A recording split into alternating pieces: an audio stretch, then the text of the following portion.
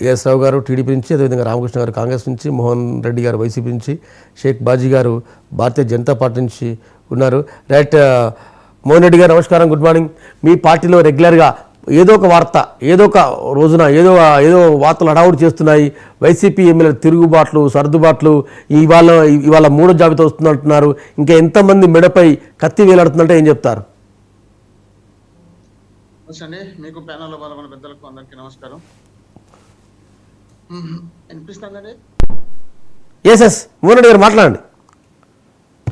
మామూలుగా ఎలక్షన్ 3 నెలల ముందుంటే జగన్మోహన్ రెడ్డి గారు ఈ ప్రాసెస్ మొదలు పెట్టినారు కాబట్టి అక్కడ టికెట్లు రాని వాళ్ళు కానీ, లేక టికెట్లు మార్చేటప్పుడు కానీ ఈ చిన్న సమస్యలు మామూలుగా ఉంటాయి.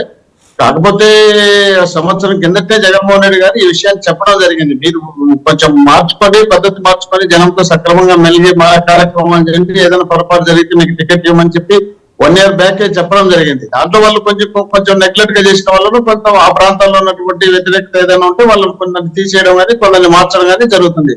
దీని ప్రాసెస్ ఇప్పటి నుండే స్టార్ట్ చేసినట్టే నేను రియల్ గా జగన్మోహన్ రెడ్డి గారిని అభినందిస్తాను. గవర్నమెంట్ లో ఉండి ఎమ్మెల్యేలుగా ఉన్నటువంటి వ్యక్తులతో వాళ్ళను మార్చాలనేది కానీ, కొత్త ఎమ్మెల్యేలు అక్కడ కొత్త అభ్యర్థులను నియమించాలనేది కానీ తీసుకోవడం ఒక సాహసోపేతమైనటువంటి నిర్ణయం.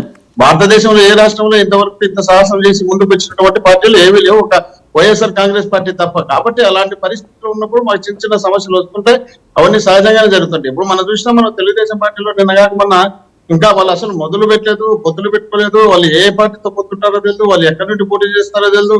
అప్పుడే ఇద్దరు ఏనికి సుజనా చౌదరి గారు కానీ, మన ఆయన గుంటూరు ఎంపీ గారు కానీ అప్పుడే వాళ్ళు డ్రాప్ అయ్యే పరిస్థితులు కనిపించినాయి. ఆయన ఆల్రెడీ రాజీనామా కూడా చేసేసాడు. కాబట్టి ఇంత సాహసోపేతమైన నిర్ణయం తీసుకుని జగన్మోహన్ రెడ్డి గారు ముందుకు వెళ్తున్నారు. కాబట్టి ఆ ముందుకు వెళ్ళినప్పుడు కొంచెం అక్కడక్కడ వ్యతిరేకత రావడం కానీ, లేక కొందరు బాధపడడం కానీ జరుగుతున్న విషయం వాస్తవమే. కానీ అన్ని అధిగమించి కేవలం ఒక 5-10 రోజుల్లో పూర్తి సెట్ చేసుకొని రాష్ట్రంలో పరిపాలన ముందుకు సాగిస్తూ ఎలక్షన్ ముందు పోవడానికి సిద్ధంగా ఉన్నాం మేమైతే.